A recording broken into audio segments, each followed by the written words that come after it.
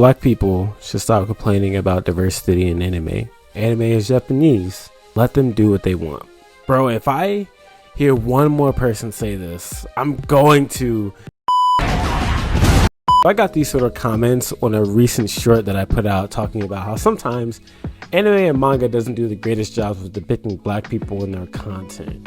Granted, it was like a 40-second clip, and the weebs that were upset about this mostly likely didn't watch the full video that's linked at the bottom of the short, because YouTube can do that now, so you have no excuse at all.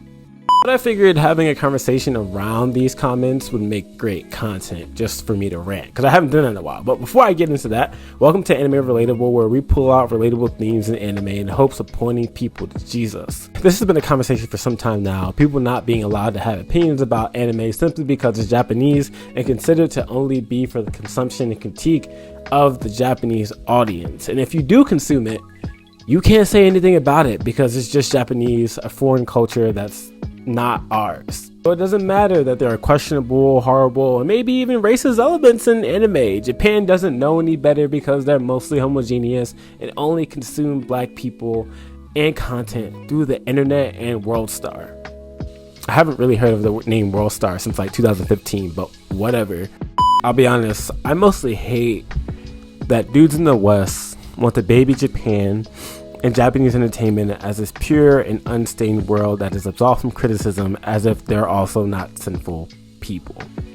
From a Christian perspective anyway. Like that in anime, if the anime industry in Japan decides to depict any ethnicity in their anime, any type of way, we should be grateful and stop trying to black-centric everything. And I don't think anyone's trying to take over anything. And to be honest, in America, it's the same way here. There was a way that black people were depicted over our history, and because we started speaking up about it, those things were shut down and done properly. And it's no different with Japan. I don't care how you feel about it. And considering that there is a huge population of African American people that like anime, especially now, that stuff matters. And to make it seem like it doesn't, you just sound like a goofy goober and you need to cut it out.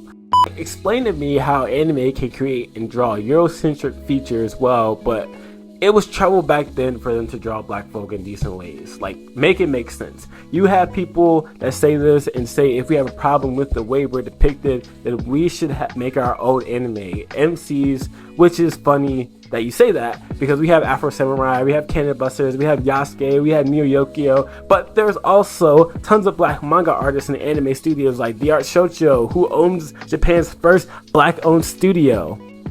Yeah, y'all probably are cringing at that. Y'all probably have a problem with that. How could a black person own a Japanese animation studio in Japan that's only for Japan? Like, shut up, please. We have LaShawn Thomas, who created Yasuke and the Cannon Busters.